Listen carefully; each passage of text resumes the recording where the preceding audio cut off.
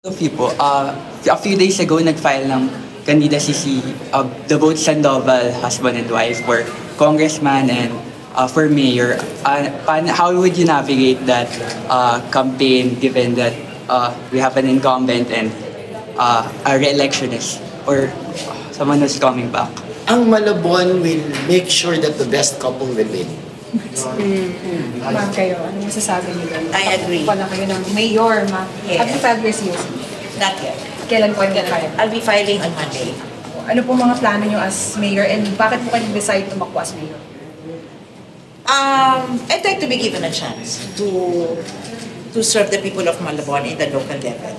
I mean, I've been a congresswoman for 5 terms, so I think now I'm ready to do it in the local level. And I think besides, I'd like to be, I've been hearing, there's a clamor. There's a clamor. Ano pong ipapatupad din niyo na kaiba doon sa nangyari ngayon o yung ipagpapatuloy? Ano pong ganun?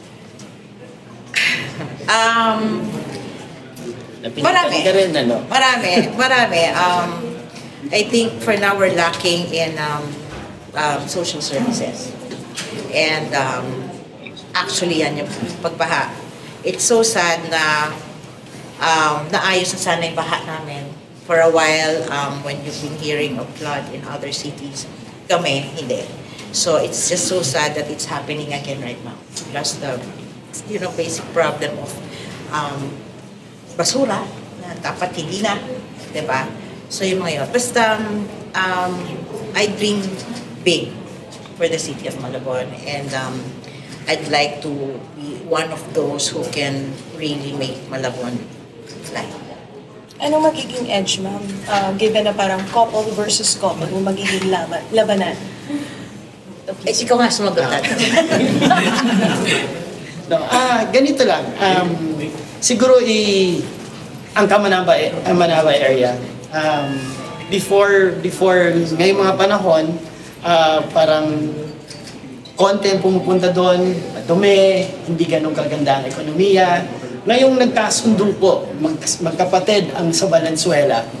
Ang ganda po ng ekonomiya ng Valenzuela ngayon. Maunlad ang nabotas dahil magkapatid. Ngayon maayos ang Caloocan dahil mag-ama. Subukan naman po natin sa Malabon nang hindi, kumbaga magkasangga, mag-asawa. Hindi po katulad dati parating magkaiba ang kulay. Kung yung ibang mga tumatakbo, sinasabi nila, hindi maganda tingnan yung mga magkakamag-anak kasi bakit daw ginagawang corporation or family business yung eleksyon, kumbaga. Pero what you're saying is that advantage pa yung magkakamag-anak sa politika? At least, at the very least, magkasundo. How much more mag-asawa o magkapatid, no?